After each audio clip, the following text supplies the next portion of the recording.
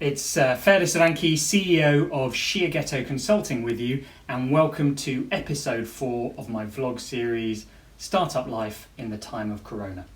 It's where I share lessons that I've had from the first 6 months of launching my first startup, Ghetto Consulting, and how I'm using those learnings to help me navigate the difficult times that we're all experiencing during this pandemic.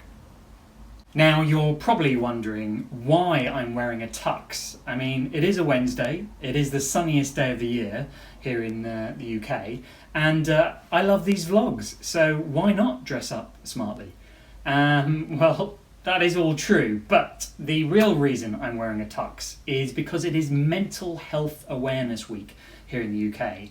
And I've just been shooting a video to show my support for such an important cause, and particularly during difficult times that we're all experiencing. And I thought I'd just keep the tux on. Let's get back to our content. So, what are we going to be talking about this week? Well, in previous vlogs in this series, I've talked about things to do with offering when you're creating a startup, about sales and marketing, and about motivation and emotions. Today, I'm going to talk about roles and decision making. Let's start with roles. Now, when I set up the business, I was fully aware that I'd be taking on the role of CEO. And with that came responsibility for not just winning work, but delivering it. But I guess what I didn't take into account is that at exactly the same time, I would become the CFO, the COO, the head of HR, the head of legal, the head of IT, pretty much every role in the company, even down to the janitor. And with those roles comes a lot of tasks, things that I probably never thought of and probably took for granted when I worked in a larger organisation. All of those tasks can completely overwhelm you, be it the need to draft new contracts, work out new policies, chase debts, or set up new tax structures. Each of those takes a lot of time and might not be areas that you are well versed in. So how do I best deal with this? Well, first thing I do is try and work out which of those tasks add the most value, and I give those more attention and time. The second thing is I look across my network for who do I know that can help me answer those tasks or do those tasks in a more efficient and effective manner. So if I have a legal question, I'll reach out to legal contacts.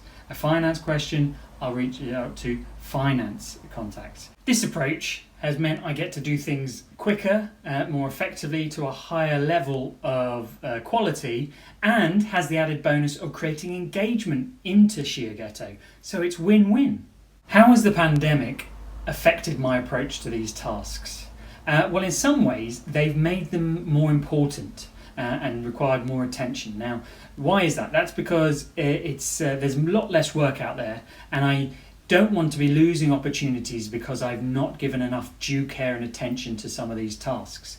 So a good example of this was recently when my printer broke, and it almost jeopardized getting a new piece of work as I lost a whole day to getting it fixed. So during this pandemic, some of those smaller tasks become much more important. At the same time, reaching out to my network becomes a lot harder.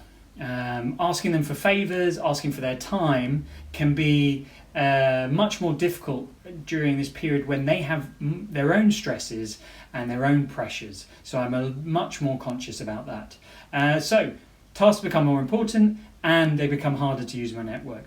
That's the reality of the pandemic on tasks. Now let's talk about decision making, which goes hand in hand with roles. In a similar way, there are so many decisions that you suddenly realise you need to be involved in when you are running your own business.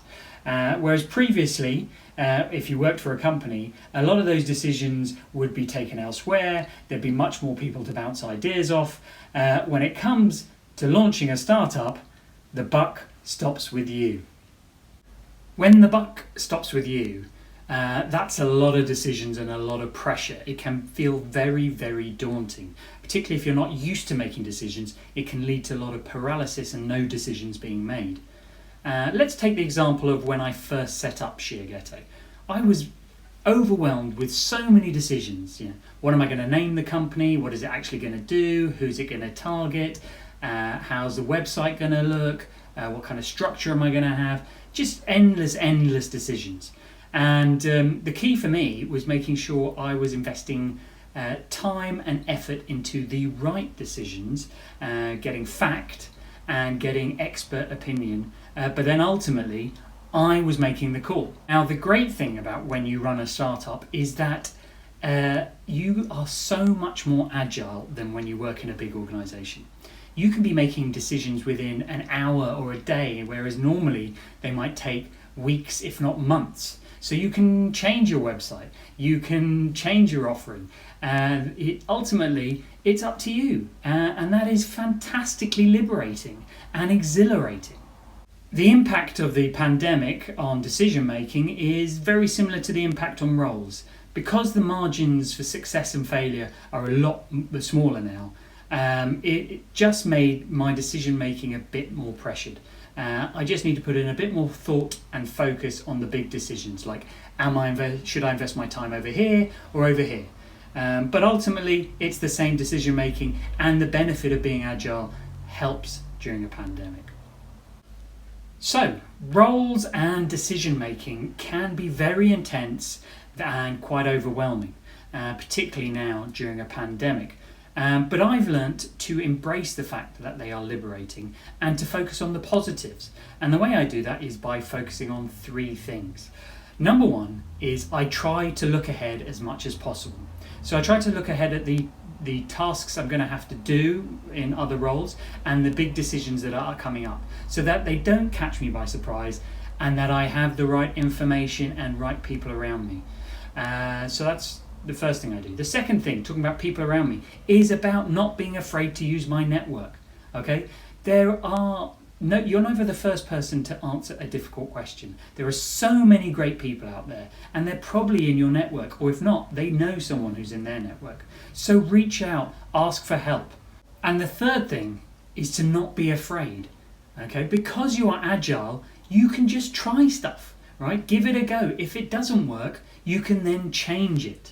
It's never the end of the world. It's never irreversible. And that's really important to remember, to continue to learn and adapt.